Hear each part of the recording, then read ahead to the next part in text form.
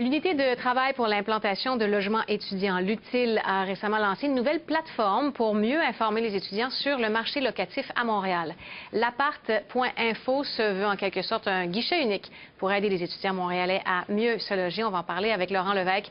Il est coordonnateur de l'UTIL. Bonjour, M. Levesque. Bonjour. Merci d'être venu nous voir. Donc, une nouvelle plateforme pour ces jeunes à la recherche d'appartements. Comment ça fonctionne exactement? Bien, c'est simple, là. On parle d'une population étudiante qui est souvent à la recherche de son premier appartement. Les 2 tiers de la population universitaire de Montréal ne vient pas de Montréal. Donc, des gens qui connaissent peu la ville. Donc, l'objectif, c'est de les outiller sur le marché locatif, connaître les quartiers aussi. Il y a une carte interactive avec des loyers moyens par quartier pour avoir une idée, pour pouvoir peser un peu le marché avant de se lancer dans la recherche.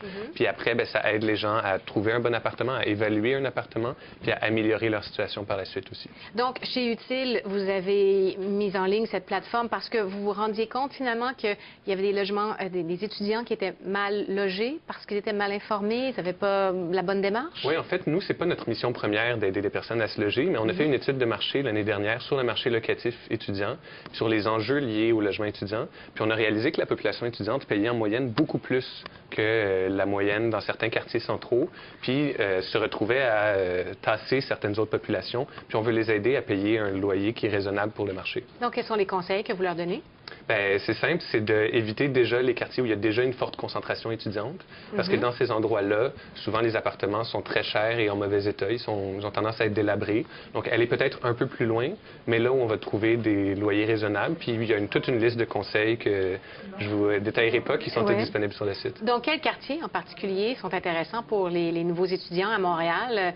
Si on parle, on pense aux principales universités, donc l'Université de Montréal, l'UQAM, etc. Vous leur conseillez d'aller jusque dans quel quartier? J'imagine les quartiers avoisinants, c'est peut-être moins intéressant en termes de prix. Bien, ça dépend. Proche de l'Université de Montréal, par exemple, c'est des quartiers assez normaux qui sont là, mais le quartier autour de l'Université McGill, en contrepartie, celui-là a des loyers qui sont depuis des années au-delà, vraiment au-delà de la moyenne du marché locatif montréalais. Donc, c'est vraiment au cas par cas, mais les quartiers qu'on propose sur notre carte vont du sud-ouest jusqu'à Huntsic, puis les gens peuvent les comparer pour voir lesquels correspondent plus à leurs attentes. Est-ce qu'on peut dire, parce qu'on sait que Montréal est une ville attractive pour la clientèle universitaire, mais est-ce que le marché locatif pour les étudiants est attractif aussi? Oui, peut-être. Montréal, comparé à d'autres grandes villes nord-américaines, reste en moyenne relativement abordable.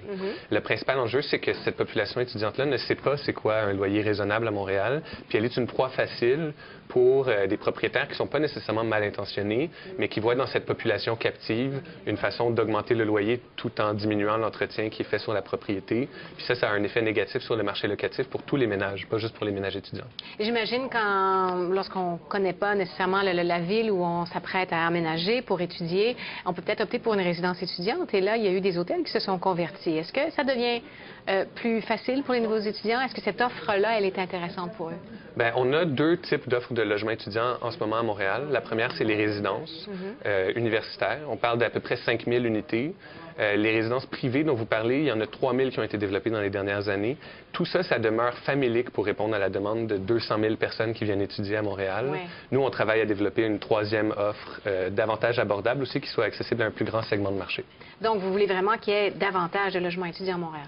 Bien, on pense qu'on peut, en créant davantage de logements étudiants, non seulement mieux loger notre population étudiante, mais aussi libérer un peu plus de place sur le marché locatif, qui est assez serré en ce moment, surtout pour les grands appartements. Donc, libérer de la place peut-être autant pour la population étudiante que pour les familles. Donc, qu'est-ce que vous proposez pour qu'il y ait davantage de logements étudiants?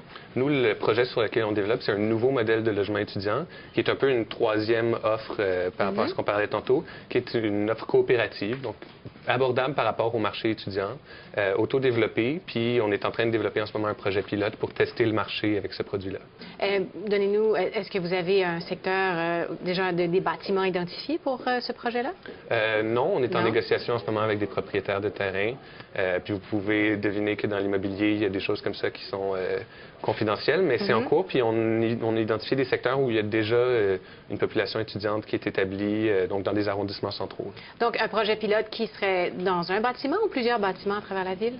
Ce serait un bâtiment en construction neuve où on espère loger 100 à 150 personnes. Puis ça va être à la même manière dont la population étudiante vit maintenant, non pas proche d'un campus, mais vraiment proche d'un métro dans un quartier à l'extérieur du centre-ville. Donc, le fiasco de l'îlot voyageur vous a vraiment forcé à mettre sur pied d'autres solutions de logement, hein? Exact. On travaille encore très fort à trouver des solutions constructives. Donc, cette formule coopérative, vous parlez de 100 à 150 unités. Évidemment, vous recherchez une solution concluante parce qu'il manque combien de logements pour les étudiants? Selon une étude de marché qu'on a commandée l'année dernière, les estimations modérées parlent d'au moins 4 000 unités nécessaires pour répondre dans l'immédiat, dans les prochaines années, aux besoins de la population étudiante. Donc, si le projet pilote est concluant, puis si on trouve des investisseurs à impact pour participer, embarquer dans le projet, ça va être possible d'en développer des centaines. Ça prendrait au moins une quarantaine, en tout cas, pour combler la demande. Ça, ouais. Eh bien, Laurent Lévesque, merci d'être venu nous voir aujourd'hui. Donc, pour parler de cette nouvelle plateforme pour mieux informer les étudiants sur le marché locatif à Montréal, ça s'appelle l'appart.info. M. Lévesque, merci beaucoup. Ça me fait plaisir. Bonne chance avec votre projet. Merci. C'est ce qui conclut cette émission. Merci à vous d'avoir été là. Au revoir.